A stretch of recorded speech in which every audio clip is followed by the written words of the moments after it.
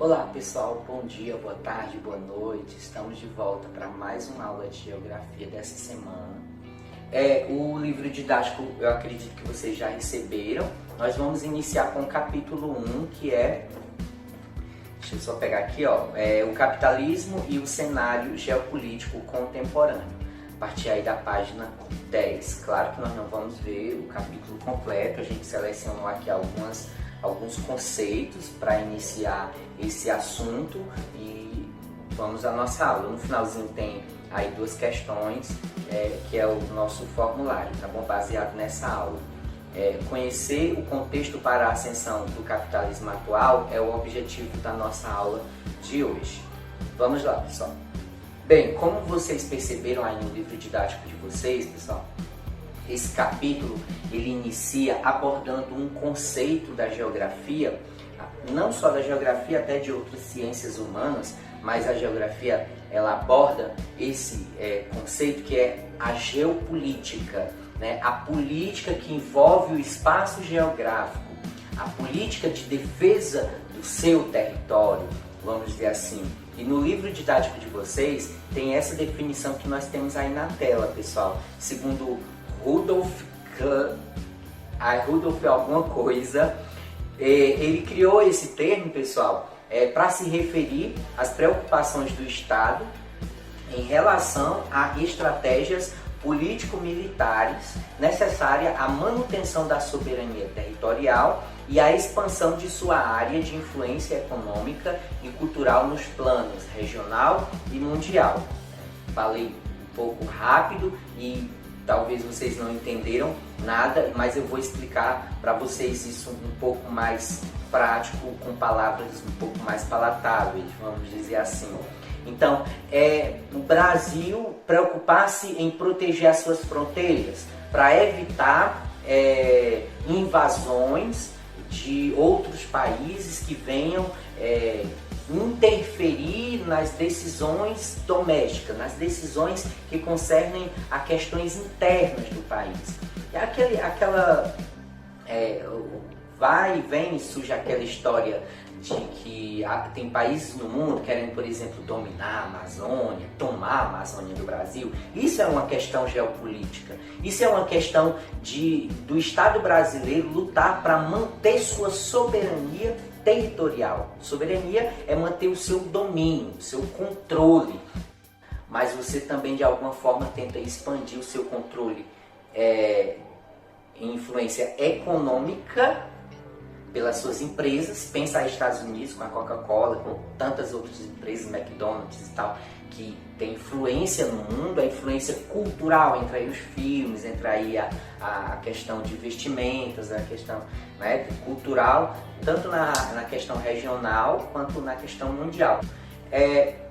Essas duas imagens elas vêm retratar o que se fala como a nova Guerra Fria, né? Porque a Guerra Fria foi aquele período pós-Segunda Guerra Mundial em que ascendeu duas potências mundiais que foram Estados Unidos e União Soviética. Mas o que nós temos hoje é a nova Guerra Fria, aonde não envolve mais a União Soviética, que não existe mais, só existe a Rússia, né? E os demais países fragmentados agora como países soberanos, vamos dizer assim. E o que nós temos hoje é Estados Unidos e China. A China, que é um país emergente, né, caracterizado como emergente, porém com uma economia muito pujante, muito forte, muito crescente nos últimos anos e que vem ganhando espaço, ganhando influência no mundo, que é uma característica da geopolítica, né? Você manter o domínio do seu território e você lutar para expandir econômica e culturalmente seu domínio sobre o mundo. E a China vem fazendo isso. E aí eu coloquei essa imagem de uma empresa chinesa que está envolvida nesse conflito, que é a Huawei, que é uma empresa que está liderando o desenvolvimento de tecnologia, por exemplo, a tecnologia do 5G, que é uma tecnologia que promete altas velocidades de conexão de dados móveis que a gente usa nos nossos celulares, né, de internet, dados de internet, vamos dizer assim. E promete uma revolução na indústria em geral e E os Estados Unidos não está satisfeito com isso e baniu essa empresa de atuar no mercado norte-americano e tenta influenciar o mundo a também boicotar a atuação dessa empresa, sendo que ela está liderando o número de patentes, né, dentro dessa tecnologia 5G. Ela tem preços mais acessíveis, mais baratos para os países que adotarem ela. Então, tem aquele medo, né, porque os Estados Unidos dizem que é uma questão de soberania nacional, porque a Huawei é ligada ao governo comunista, então o mundo vai estar sendo vigiado, sendo que o 4G no mundo ele já foi instalado com equipamentos da Huawei. E agora foi que se levantou essa questão. Então, se nós estamos usando o 4G, agora 3G, 4G no celular, é provável que algum equipamento da Huawei esteja ajudando na transferência dessas informações e desses dados para os nossos celulares. Mas no 5G foi que se levantou essa questão. Se tem razão ou se não tem razão, não vou entrar no mérito dessa questão.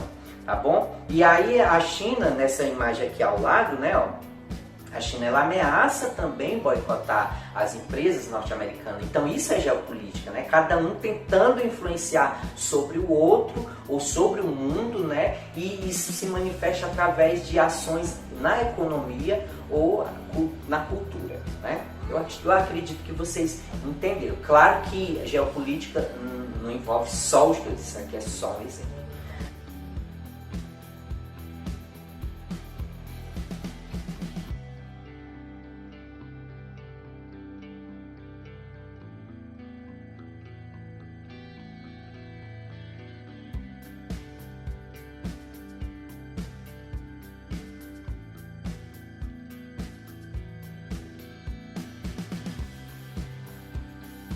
Bom, a geopolítica ela se manifestou no período da Segunda Guerra Mundial, na Primeira, na Segunda e em tantos outros conflitos no mundo. Aqui é só um recorte, é só um exemplo, né? A Segunda Guerra Mundial, que envolveu os países ou as potências aliadas e as potências do eixo.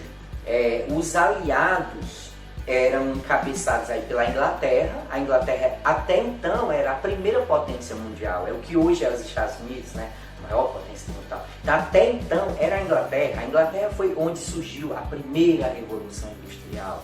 Então, economicamente, culturalmente, quem dominava o mundo era a Inglaterra. E ela encabeçou esse conflito para impedir o avanço do nazismo. Através do nazismo, essa ideologia nazista. O nazismo, claro, gente, ele é como diversas outras doutrinas e pensamentos. Muitas das vezes em si ele não é um problema, mas como Hitler encarou e como Hitler tentou defender essa ideia é que é um problema, né? Eu não quero aqui estigmatizar o nazismo em si, por si, né, como um movimento de ideia.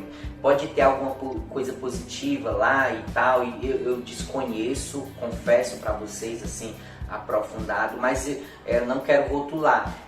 O Hitler, ele se mostrou ali como um extremista, né? Ele acredita numa ideia e ele vai ao extremo na defesa daquela mesma, inclusive chegando a ponto de impor sobre as pessoas, e caso as pessoas não aceitando, você ameaça contra a vida da pessoa. As potências aliadas, como estão aqui listadas, encabeçadas pela Inglaterra. E observe, geopolítica, como eu disse para vocês, né? Você tentar manter o seu território e ao mesmo tempo expandir sua atuação sobre o mundo. Até então a Inglaterra que tinha esse domínio sobre o mundo. França, Estados Unidos e União Soviética. Pós Segunda Guerra Mundial, dado a Inglaterra ter sido tão atacada e tão devastada por estar na linha de frente, ela agora precisa ser ajudada para ser reconstruída. Né? Vem o plano Marshall dos Estados Unidos. Os Estados Unidos está longe da linha de frente de guerra, mantém-se intacto, todo o seu território se mantém intacto, não só não é prejudicada passando crise, como se aproveita da situação em venda exorbitante de armamento, né? repasse de armas, venda de armas, produção de armas, aumentou foi o emprego nos Estados Unidos nesse ramo armamentista. E quando passa a guerra, agora vem a reconstrução dos países. Quem é que reconstrói? Estados Unidos.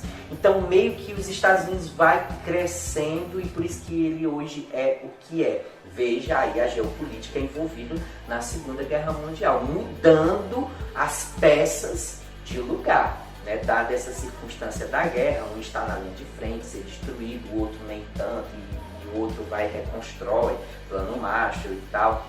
Geopolítica. Hoje está aí, os Estados Unidos, né? E as potências do eixo está aí, a Alemanha, né? A Itália, o Japão, países que tinham territórios pequenos, e dentro daquela teoria que nós vamos ver agora, do espaço vital, desenvolvida por um geógrafo, Friedrich Ratzel, né, eles usaram essa teoria para justificar a sua ação de expansão territorial.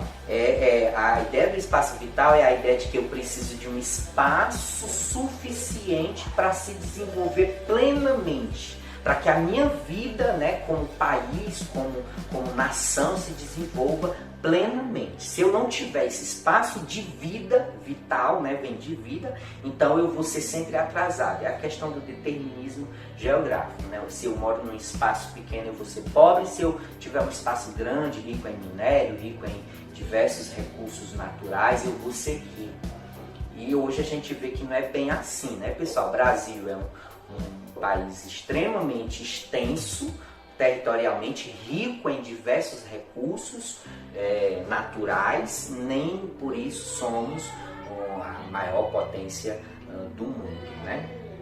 Japão, que tem um território minúsculo, não é rico em nenhum recurso natural, né, que se destaque assim no mundo, e nem por isso está lá nas últimas posições como um país pobre. Né? Muito pelo contrário, está à frente, inclusive, do Brasil. Então entra aí a outra teoria que vem contrapor a essa, que é a teoria de Vidal de la Blache, o francês, que é a teoria da possibilismo geográfico. Né? O espaço, ele diz o seguinte, né? Enquanto o Ratzel diz assim, o espaço determina. Se eu morar num espaço pequeno, eu vou ser pobre.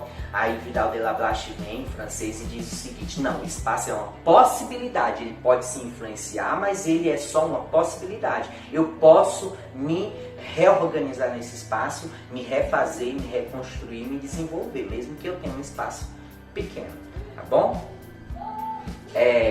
Após essa Segunda Guerra Mundial, emerge duas potências novas, vamos dizer assim, como eu disse para vocês, a Inglaterra até então dava as cartas, vamos usar assim essa expressão, mas pós Segunda Guerra Mundial, quais são as duas potências que surgem? Estados Unidos, o lado econômico, a economia estadunidense, ela se baseia no capitalismo, não só dos Estados Unidos, né, claro, né, gente, o Ocidente, boa parte do mundo ocidental, né, acaba entrando no bojo desse sistema, né, o capitalismo. E a União das Repúblicas Socialistas Soviéticas, né, por essa sigla aí, o RSS, defendendo o comunismo, né, uma linha mais radical do socialismo, tá bom? Então essas duas potências surgem, né, elas depois depois da final da década de 80 e início da década de 90, se fragmenta essa união dessas repúblicas e resta hoje só a Rússia, vamos dizer assim, ali num sistema meio confuso entre socialismo e capitalismo, tá bom? Vamos agilizar, né, gente? Pós Segunda Guerra Mundial, gente, como tudo estava, a economia entra em colapso, vamos dizer assim, a economia entra numa situação complicada, os Estados Unidos, ele adota um sistema em que ele defende que é a partir do governo central que se vem a reconstrução da economia. Eu disse a vocês que a economia ela não foi tão afetada como a Inglaterra, mas o mundo está interligado. Então, se a Europa está voltada para uma guerra, o mundo de alguma forma vai sentir isso, então o mundo de alguma forma vai passar uma crise, tá bom? Apesar de eu ter apontado lá atrás que é como se os Estados Unidos tivessem ficado intacto e nada tivesse acontecido, mas a economia sentiu sim, tá bom? E ele consegue ganhar dinheiro em um lado, questões de armas, questões de bélico, né, de guerra, mas por outro a Europa vai comprar menos alimento, a Europa vai comprar menos carros, porque são coisas supérfluas e o país ele pode estar tirando dos supérfluos, daquilo que pode ser dispensado para investir no mais imediato, que é a guerra, entende? Então, de alguma forma o mundo vive uma crise, tá bom? Agora, claro, a Inglaterra sofre mais, a Europa como um todo sofre mais por estar na linha de frente, por ter sido destruído o seu território, né? Pontes, estradas e etc, tá bom? Então lá no início, quando eu falei sobre isso, né, os Estados Unidos está longe, eu quis dizer nesse sentido, mas claro, houve uma crise sim no mundo todo, de alguma forma o mundo sente, e nos Estados Unidos, para resolver essa crise, olha o que as empresas elas defendem então o keynesianismo, né? Essa teoria ela foi desenvolvida por John Keynes, se eu não me engano, vamos só conferir aqui no livro didático de vocês, né? Para mim de repente não está errando, ó. John M. Keynes, na página 13 de vocês, né? Ó. Ele formulou essa teoria. Se estamos em crise, o governo é que tem que salvar as empresas de quebrar, né? Por isso que essa imagem está aqui, gente, ó. Perceba, essa primeira imagem do lado esquerdo da tela de vocês, nós temos uma empresa que ela está em ascensão, ela está se desenvolvendo, a economia daquele país está em pleno desenvolvimento. Veja que a setinha, né, está para cima, e ele faz uma expressão em que ele usa as mesmas palavras nas duas representações, porém com uma pontuação diferente já muda toda uma expressão. A importância aí da língua portuguesa de pontuações, né, gente? Às vezes por falta de um ponto, de uma vírgula, de uma exclamação, você quer dizer uma coisa e no final das contas acaba passando outra ideia por falta do uso adequado da pontuação. Veja, a primeira diz assim: basta a intervenção do Estado na economia. Ele quer dizer, quando ele diz basta, não precisamos do Estado se metendo na economia, definindo os preços, por exemplo, dos combustíveis. Agora no Brasil está essa polêmica, né? O governo quer baixar os preços e o mercado fica naquela, se for interferir vai cair os investimentos das empresas no país e etc. Então, quando a economia vai bem, então as empresas elas dizem, Estado, fique lá. Entendeu? Governo, fique lá, só coordene, nada de se meter, basta. Então, basta com a exclamaçãozinha. Já na segunda situação, do lado direito da tela de vocês, o primeiro exemplo é liberalismo, tem a palavrinha aqui embaixo, né? Liberalismo, quer dizer, o mercado fica livre, é o livre comércio, o livre mercado, você define os preços, a concorrência é que visa equilibrar os preços. No segundo momento nós temos o keynesianismo, que é o que está definido aí no livro de vocês, pessoal. É onde o Estado intervém, quer dizer, as empresas não conseguiram se organizar sozinhas, deu uma crise, veio uma situação complicada que agora o Estado tem que ir lá e colocar dinheiro. O Estado tem que ir lá para não perder emprego, as fábricas fecharem, perder o emprego, entrar uma crise muito mais pior, mais complicada. Então o Estado vai, injeta dinheiro, muitos empréstimos, às vezes até a fundo perdido, às vezes nunca vão devolver. Então, já na segunda situação, ele usa as mesmas palavras, mas sem a exclamação, e diz assim: basta a intervenção do Estado na economia para resolver os nossos problemas. Eu continuo até as reticênciazinhas, né? Então, você está num problema, então qual vai ser a solução para o nosso problema? Estamos em crise, veja o gráficozinho, ó, descendo. Então, qual é a solução? Basta a intervenção do Estado na economia, que tu vai ver que esse gráficozinho, ó, Então, é muito cômodo para essas empresas a questão da conveniência, né? O que é conveniente para elas em um determinado período. Se vamos bem, que o Estado fique lá. Se vamos mal, venha o Estado e nos salve. É um negócio assim meio, né, até contraditório. É isso aí, pessoal. Essa foi a nossa aula de hoje. Eu vou colocar o link da nossa atividade no grupo e no Google Sala de Aula, tá bom? É de preferência que vocês respondam lá no Google Sala de Aula, mas quem não tiver acesso não tem problema, use o link que eu vou colocar no grupo do Zap da turma de vocês. Fiquem todos com Deus, um abraço e até a próxima.